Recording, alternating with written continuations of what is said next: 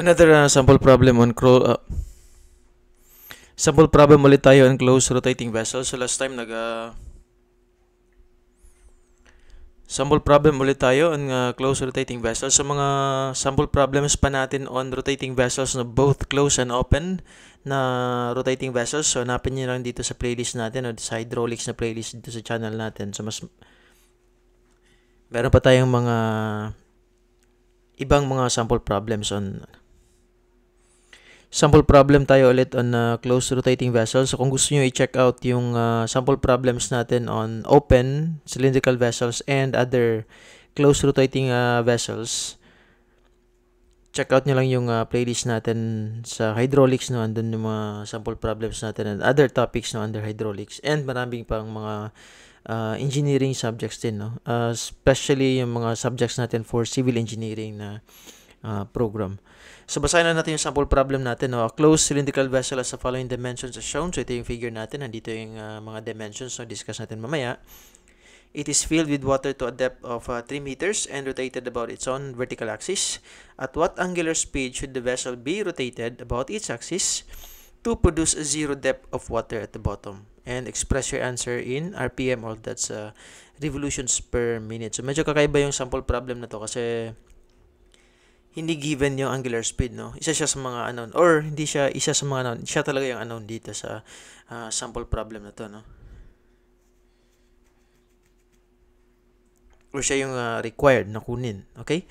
So, ito yung figure natin dito sa baba. Ito yung dimensions natin. We have H, or the total height ng vessel is 4 meters. Tapos, 3 meters lang dyan yung filled with water. So, meron tayong 1 meter na space, na height, no? Na space occupied by air. Radius is, the diameter is 2 meters. So, radius natin dyan is 1/2. Sa diameter, that's equivalent to 1 meter, no? So, ito yung figure natin kapag nirotate natin, and then, ito yung magagawa natin na paraboloid, no? Para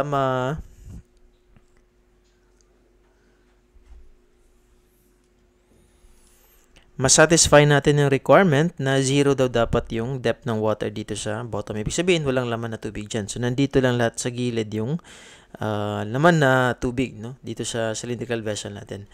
So, ito yung mga additional na mga dimensions na ano, no? We have H, which is the height of the paraboloid formed because of the rotation, and W, which is the angular speed na ano, no? And then, of course, meron kang radius dito. That's 1 meter. And then, X is the value of yung distance na to, no? Galing dito, papunta dun. That's the value of X. Kasi, hindi naman natin alam kasi yan, no? Alam natin, radius dito sa taas, pero dyan, hindi natin alam kung anong value nun. So, yun, kasali yan sa mga isosolve natin mamaya, or pwede rin siya makancel out, no? Depende lang dun sa approach natin, which is papakita na natin, okay? So, sa solution natin, ganun pa rin yung gagamitin natin. H equals W squared, R squared over 2G. And W natin is the unknown. The angular speed, which is in radians per second. Radius is the radius of the cylindrical vessel. H is the height of the paraboloid dito sa figure natin, no? And then we have 2G. G is the acceleration due to gravity. So, dito sa equation natin, ano yung H, no? Oops, ba't ang kapal ng line natin? So, ibahin natin. Yan. So, ano yung H? Ano din yung W, no? So, meron tayong dalawang unknowns kasi known yung R. So, kailangan natin ng dalawang equations dito, no? Para masolve natin yung dalawang unknowns, okay? So, dito naman, pag closed cylindrical vessel, ito lagi yung ito yung mga lagi nating ginagamit na mga concept, no? So, you have the parabolic property, and of course, ito, no? So, concept na yung volume ng air na final and volume ng air na initial is just equivalent, no? Pareho lang sila, no? Kasi closed naman yung cylindrical vessel natin. So, ibig sabihin, wala talagang matatapon na liquid. So, yung volume ng air na initial is just equivalent dun sa volume ng air na final, no? So, yung equation for the volume air final is the equation of the paraboloid, no? We have pi, 1/2 pi x squared h. Tapos, meron tayong equation ng cylindrical na space or volume. We have pi r squared d. So, pag-drawing natin yan dito, no? So, we have this paraboloid. Yan, volume yan, no? So, if this is, ito yung axis niya, no? Ito yung radius. Ito naman yung h. So, equation ng volume yan is 1/2 pi r squared h, but in this case hindi natin kasi alam yung dimension na x, hindi siya radius, no? So hanggang dito lang yung isosolve natin na space kasi hanggang dito lang yung cylindrical vessel natin. So, instead na radius, ang gagamitin natin is x squared, tapos yung height natin is h. Tapos, yung dito naman sa original na space niya, dito natin makikita yan sa left, no? That's the volume lang ng cylinder, no? So, ito-draw natin yung cylinder dyan, ganun. And then, you have, kung ganyan, tapos you have the radius, and then you have the d. So, you have pi r squared, area lang ng, no? Circle times the space na d, no? Ito yung dimension na yan. So, that's the volume. Okay? So, ganun lang, no? Equate lang natin yung dalawang yan. Tapos, yun, magkakancel dito si pi. Tapos, simplifying x squared, magiging 2r squared d over h. Tapos, dito naman tayo sa parabolic property. So, kabisaduhin lang natin to, no? Kasi lagi natin magagamit to pag rotating vessel. So, we have x squared over h equals r squared over h. So, ganito lang yan, no?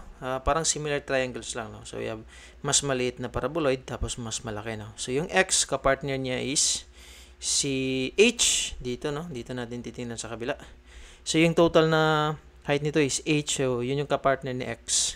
So, x, tapos you have the height na h. Tapos, si r naman, kapartner niya is yung total na h. Tapos, squared natin si r tsaka si x kasi yung parabola natin, opening siya along the vertical axis. Ibig sabihin, dalawang values ng x for a single value ng h, dalawang values ng r for a single value of h. So, squared siya, no? X squared over h equals r squared over h. Tapos, simplify natin para makuha natin yung x squared. Tapos, i-equate natin dito sa first equation natin, no? So, sa second equation, by simplifying, ito yung lalabas. We have x squared equals r squared, mas malaking h. Tapos, we have the lower case na h dito sa baba. Okay? So, substitute natin. Ganito, no?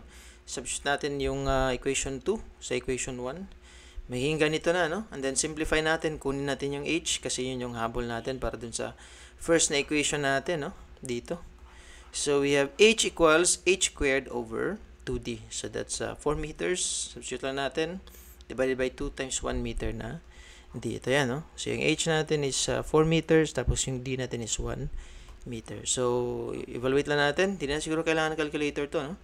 That's 4 squared, 16 divided by 2, that's 8. So, yung value ng h is 8. Balik natin siya dito. So, we have now your 8 meters equals yung unknown, w squared times r natin is 1 meter squared divided by 2 times 9.81 meter per second squared. Okay? Tama na, no? So, yun. Ang matitira dito is w na lang. Tapos, magkakancel yung m kasi lilipat natin dito. So, m squared, magkakancel yan. Radians per second na lang yung matitira. So, dito tayo sa calculator natin. That's 8 times 2 times 9.81 divided by 1 lang din yan. Tapos, square root na. No? Square root of answer. That's 12.53. So, we have W equals 12.53 radians per second. Pero sabi dito sa natin, problem, express na natin in terms of revolutions per minute. Okay, so we have 1 radian. That's equivalent to 2 pi. Tapos 60 seconds. That's equivalent to 1 minute. Okay? So magka-cancel dito si radians. Yan. And then, mali pala, no? Mali. So, control Z natin.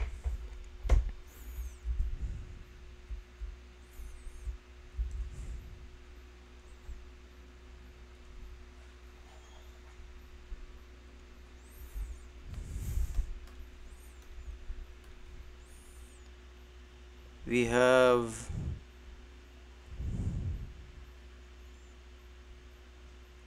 one revolution equals 2 pi, tapos 60 seconds equals 1 minute. So, magkakancel dito. Si seconds lang, no? Magkakancel dito. So, matitira ngayon, revolutions per minute na lang yung matitira natin na unit. So, we have 12.53 times 60 divided by 2 pi. So, that's equivalent to 119.65. So, 119.65 RPM. So, ito na nga ngayon yung sagot natin, no? For the angular speed required para maging ganito, no? Masatisfy natin yung condition na 0 na yung depth ng water dito sa bottom. Ibig sabihin, wala nang laman dito, no? So, medyo binaliktad lang natin yung solution natin dun sa previous na, no? Kasi ano naman yung W, no? Hindi natin makuha si H. Pero, pwede natin makuha gamit yung mga iba-ibang property, no? At saka concept na pwede nating i-analyze dito sa sample problem natin. Okay? So, I think yun na yun para sa sample problem natin. And thank you again for watching and see you sa mga next sample problems natin. Thank you.